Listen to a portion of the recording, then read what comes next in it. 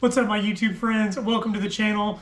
I'm sure most of you that clicked on this video are here for the brake replacement on the Silverado. But if you are interested, this is the usual project. It's a 2010 Evo 10 that I've been working on for the past couple of years. And then here recently, I've been doing some shorts on these electric razors right here. If either of these things piques your interest, please consider subscribing. I'll go ahead and get into the brake issues with the Silverado though. I'll cut right to the chase. If you start experiencing any of the symptoms that I'm going to describe, my only issue that I actually had was the vacuum pump. I don't like taking my vehicles in. I like doing things on my own. I like learning things on my own. Sometimes that means going the hard route. In the end, I still came out with a perfectly working truck, a brand new braking system, not to mention all of the knowledge that I gained from doing it, and it was still cheaper than taking it to the dealership. I did go ahead and keep all of the footage. I'm going to show the replacement of the brake booster and the master cylinder also. For some people out there, those actually may be your issues and you may be wanting to know how to install them. And then for anyone else out there that just wants the random knowledge of how to install a brake booster, a master cylinder, and the vacuum pump, stay tuned.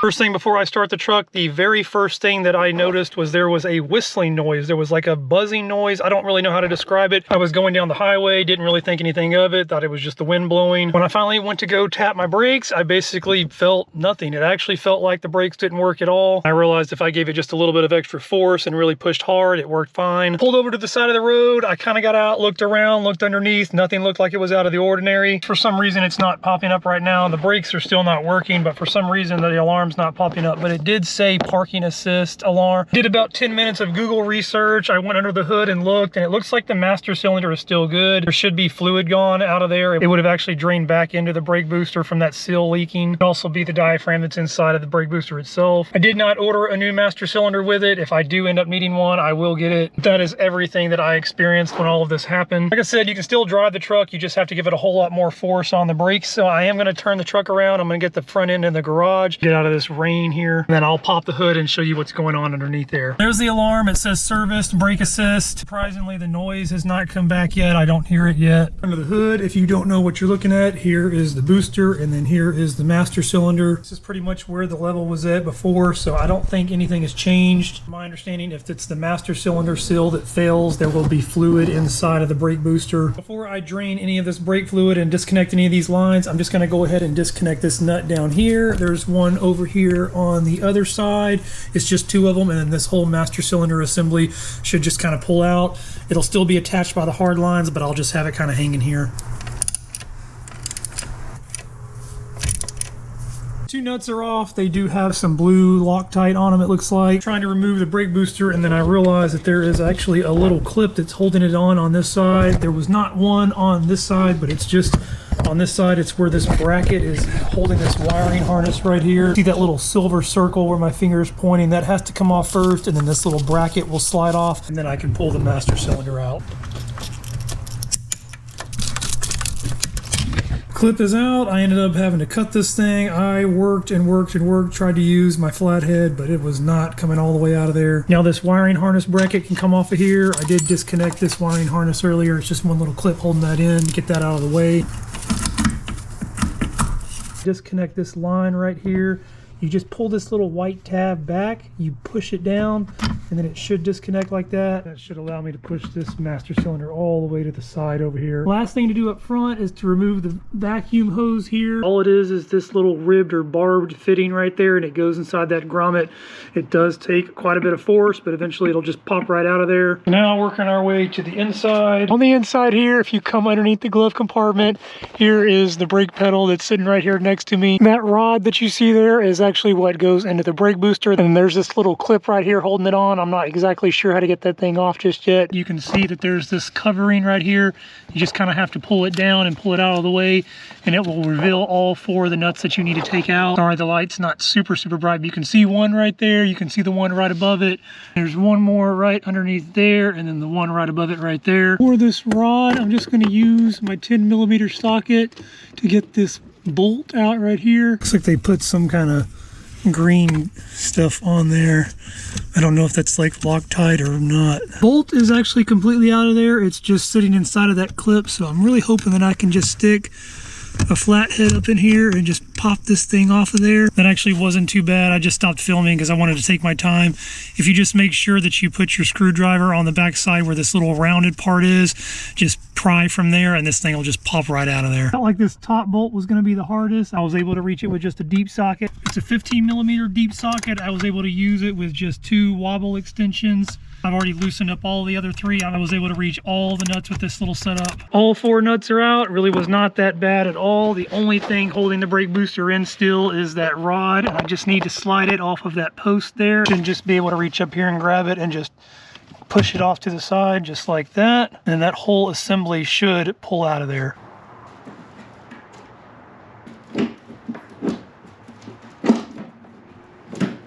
Even with being able to move this master cylinder out of the way, space is very, very limited with getting this thing out of here. I've managed to get it to this point, but I still got about this much left of that rod. So I'm going to remove this bar right here to give it a little bit of extra space. There's just 1 bolt right here and then 1 over here on this side. I actually don't have to remove this one. I can just swing it out to the side like this. That should finally give me enough clearance to get that thing out of there. Here's the old one, comparing it to the new one. I go ahead and start trying to throw the new brake booster in there. I'll get it all fitted up on the inside, try to get all 4 nuts on first, get the rod hooked up, and then I'll start working under the hood. New brake booster is in, no issues at all. This thing slid right in there. Here's the hardware that the new brake booster came with. It seems a little bit cheaper and a little bit smaller than what the OEM stuff is. So I think I'm gonna throw the OEM nuts back on there. I'm gonna throw a little bit of this blue Loctite on them before I put them on. I'll go ahead and get these 4 nuts on there. I'm gonna go ahead and reconnect the rod. I'll get the clip back on there and then get that little 10mm bolt threaded back in. This little clip is actually a whole lot easier than what I thought it was. I kept trying to force it on there, but if you just make sure to get the bigger part, the taller part right here on there first, and then what you do is you get this bottom half. There's a little slit right there and it just seats in there. Back up front in the engine bay, I am also going to replace this hardware with the OEM stuff. I'm going to use some blue Loctite just like on the inside. There's nothing really special for this part. Everything pretty much goes back on exactly how it came off. So I'll get the master cylinder back on first. I'll get the vacuum hose right here reconnected. And then the last thing is just a little electrical connectors.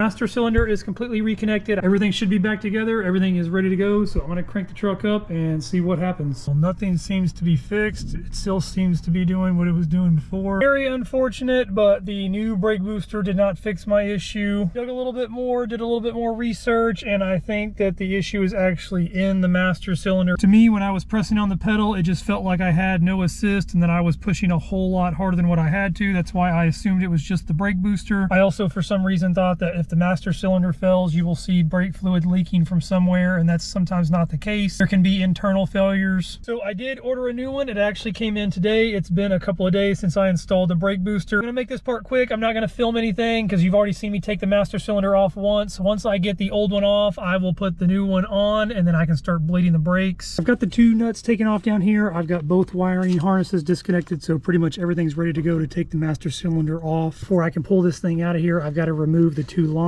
Before I actually remove those, I don't want brake fluid getting everywhere, so I'm going to vacuum everything out of this that I can. Got some towels that I'll shove up underneath here, and then I'll remove these lines. Hopefully I can catch as much as possible.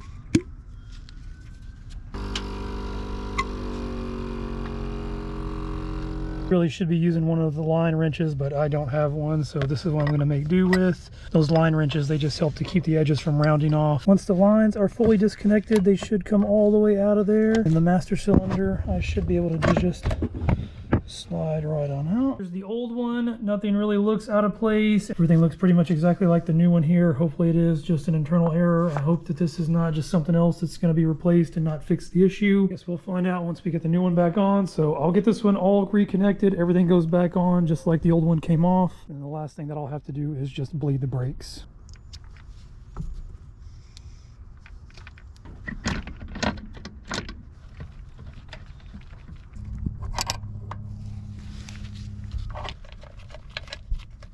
Before I completely tighten these two nuts down on this side and this side over here, I'm going to go ahead and put some brake fluid in the reservoir. Once I start tightening this down, it's going to push that piston forward and it's going to just be sucking air in. I'd rather it just go ahead and start sucking fluid. You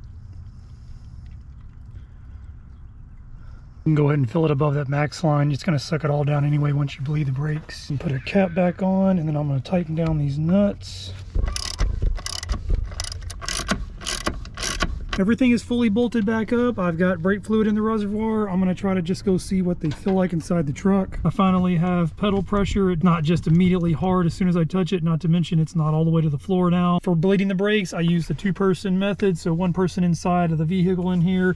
Pump the brakes 3 times. On the 3rd time, you hold the pedal down. You crack the bleeder valve on the caliper, let the fluid and air come out, and then close it. Do it again, 1, 2, 3, hold it down, crack it again, close it again, and you just repeat the process until it's nothing but fluid. I did my Evo about 1.5 years ago. It was a little bit different, but for most vehicles, it starts with the passenger rear, goes over to the driver rear, and then you do the passenger front, then driver front. It's supposed to be the caliper furthest from the master cylinder first, and then you work your way to the closest. Brakes are bled. It's actually been a couple of days. You can see I've got the truck turned around in the driveway now. I apologize for not showing bleeding the brakes. The issue is still not fixed. With the new master cylinder, this pedal actually presses all the way down. Before, it was all the way down here. It was all free play up here, but it still feels like I'm just not getting any assist. Probably should have done this from the get-go, but I forget that I have this thing, and I hooked my scanner up. I cannot get it to pull the code again for some reason. It seems like everything's fine. The code that it was pulling up, it said that it was a low voltage going to the brake booster. Every now and again I would run it again and it would pull up another code that would say large vacuum leak.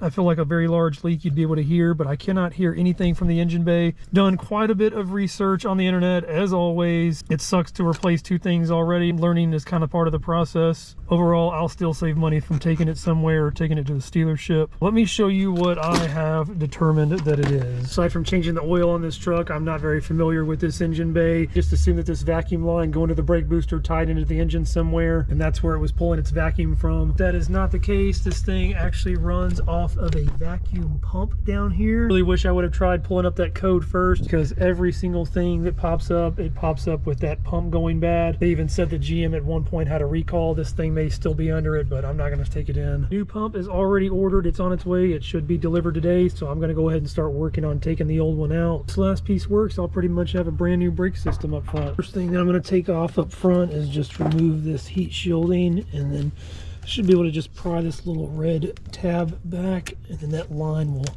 slide right off of there just like that. And from underneath, I gotta take off this skid plate, so I believe it's just these 2 big bolts up here, and then you've got these 4 little ones. There's one here on this side, and there's one more there and there on the back. There's 4 10 mil bolts in the back, and then the 2 15 mils in the front, and then here it is. Just gonna slide it out of here. Coming right from underneath the front, here is the pump. There's a wiring harness, and I think there's a couple of clips that you have to remove, and then you've got to get this belt off. I believe this connector is the crank position sensor. I had a hell of a time getting this thing out of here. You can see the little red tab actually broke off of there. This clip over here, this thing works the exact same way. I had no issues. This little red tab, you just pop it backwards, you push down on the black tab, and it slides right out of there. As soon as I tried pushing down on that red tab with a little screwdriver, it just broke off. Maybe just being in the location that it's at up against the engine, it just makes that plastic really brittle. Not going to replace this or anything. When I plug it back in, I'll just make sure to wrap it really good with some electrical tape or something so that it doesn't come unconnected. From here, it should just be these little black clips. So there's one here, there's one over here, and then there's some on the side of the pump over here. Here's the one on the side. It's actually right up in there, but it's on the inside of that zip tie. I may be able to get to it easier from the top. These first 2 clips up front are actually pretty easy to get to. They are in there pretty tight, so I will say this: if you have a little trim tool like this, try to pry from both sides and eventually it'll pull out of there. This one on this side came all the way out. This one is still just kind of stuck in the harness, so I'm just going to leave it there. Here's where that other clip is. I hope you can see it. It just kind of fits right in there. This one, you don't actually have to use the trim tool. Once you get the first 2 out, if you just use your hands, grab it, it'll pull out of there. Last one is this little piece right here. There's just a tab on both sides. You can get it from the top, but if you just use your fingers, press one tab, pull it down a little bit, and then just kind of press the other side, and it'll pop right back out of there. I believe the last piece of this wiring harness is going to be this ground wire. If you look right down in here from the top, this is where we disconnected that vacuum line right next to it. Here's that ground wire. With that ground wire disconnected, I'm gonna go ahead and disconnect the negative terminal of the battery. I probably should have already done this. Getting ready to take that belt off, and I'm going to be turning the crank to do that, so I don't want anything unnecessarily happening. Remove the belt. I've watched a few videos online. This is my first time doing this, but I've got my big 1/2-inch ratchet on the crank. As I turn the crank, I'll stick this screwdriver up in there. It should start to suck it in, and then I can pull this belt off to the side. You can see there how it's just kind of pried underneath that belt. What you do is, as you stick the screwdriver in there, just bend it up to where you've already got tension on it. And then once you start turning that crank, which it does take some force to turn that crank, it'll start to just suck that screwdriver up in there. From there, I should just be able to keep turning the crank, and it'll finally allow that belt to come off. Belt is off. That was actually not a hard process at all. Sorry I couldn't film any of this. Like I said, that crank is very, very tight, and so I had to use both hands to turn that thing once I got the screwdriver behind the belt. Now that the belt is off, last thing to remove is the 4 bolts holding the pump on itself. It looks like it's these 2 in the back here, one up top and then one on the bottom. Then you've got one right here that's on the front side, and the other one looks like it's hidden right up at the top up there. I think it may be actually easier to get that one from the top side. This top bolt is kind of a pain in the butt. There's not a whole lot of room down here. I know a lot of guys said that you have to remove the steering shaft, but I saw a couple of other videos that said it's not necessary. It just makes it easier. I was able to reach this top bolt. It actually was not in there super tight. Bottom front one, I was able to reach with a 3/8-inch ratchet, a deep 13mm socket. When I start to remove these back ones, I think there's going to be a little bit of oil to come out. I put some rags down there to catch it. Hopefully it's not too much. Once I get these last 2 bolts out, I should be able to wiggle this thing out of there. Pump is off. I'm pulling the last screw out of the bottom right here now. As you can see, I've got my towel. It is pretty saturated in oil. There was a little bit that leaked kind of right there, but not too bad. A couple of small towels will do you just fine. Let me see if I can go around to the front here and wiggle this thing out. The old pump is out. Didn't take too much. Here's the old gasket that came out with it. Basically just have to push this wiring harness that you removed all those clips on. Just shove it up as far as it'll go, and that whole piece will actually slide through here. You can push this hose out of the way some. Here is the old pump. It looks pretty much identical to the new one. The internals here are a little bit different, but from what I've understood online, I've read a little bit, it sounds like GM changed the design up. This is just the updated design. It did come with a new gasket. It actually came with new hardware also, so I'm just going to try to slide this thing back into position and get it bolted up. Putting the new one in honestly was a whole lot easier than taking the old one out. I really took my time, I guess, and I knew that I was throwing the old one away, so I was just kind of yanking everywhere. You keep this hose pushed aside, and that will allow this to clear. And in the back there, you just have to make sure that it goes around the wiring harness that we disconnected. From here, I've got my new gasket, then I've got one of the back bolts. I'm just going to come in from the back side here and put my gasket in place. I'll tighten that bottom bolt down. I won't go completely tight. I'll get all the other bolts in there first. The bolts are in. They're supposed to get torqued down to 18 foot-pounds, so I haven't done that yet, but I will with the torque wrench. Just wanted to share, just like taking it out, these back 2 and then the bottom one over here are pretty easy, but that top one up there definitely took a few different sets of ratchets and extensions and different sockets to make it work. Where the vacuum hose connects up keeps you from getting any kind of extension on there. Cordless ratchet helps out a lot, but what really helps is a set of these wobble sockets, Harbor Freight cells. I did do these back 2 down to 18 foot-pounds, but those front 2 are very, very hard to get to, so you kind of just have to do it by feel. Now that the pump is fully tightened down to the car, I can go ahead and reattach the belt. You can do it just like the exact reverse process. You just stick the flathead screwdriver through the belt, and then as you twist the crank, it'll just allow that belt to seat on there. I know they make little tools to get these belts back on, but the screwdriver method, it works absolutely perfect. You stick the flathead in there, apply pressure, and then as you turn that crank, keep the pressure on the screwdriver, and it will allow that belt to just seat all the way around, and you can just pull your screwdriver out once it gets to there. Go ahead and reconnect all of these tabs for this wiring harness here. There's one here, both of these bottom ones back in. I'm gonna get this side one pop back in right there, and then the one right up here up top. I'm gonna reconnect this ground bolt right here. I'm going to reconnect this wiring harness. Like I said, that little pin broke. Since I did break the tab, I pushed it up in there. It actually holds itself in place. The wiring harness naturally wants to push up, so that's good. But what I ended up doing was just putting a zip tie up through where the clip broke. It wraps around through the top up there, and it's actually over a little metal bracing, so there should be no issues with that at all. Last thing to reconnect over here is the vacuum hose, so I'm just going to plug it up and then I'll clip it down. Got to reconnect the negative terminal of the battery over here. Everything is on. Everything is fully reconnected as far as the mechanical stuff goes. Let's go fire this thing up and hopefully this is the final fix. Just go ahead and crank the truck up. Make sure there's no other error codes, anything weird. This pedal feels insanely soft right now.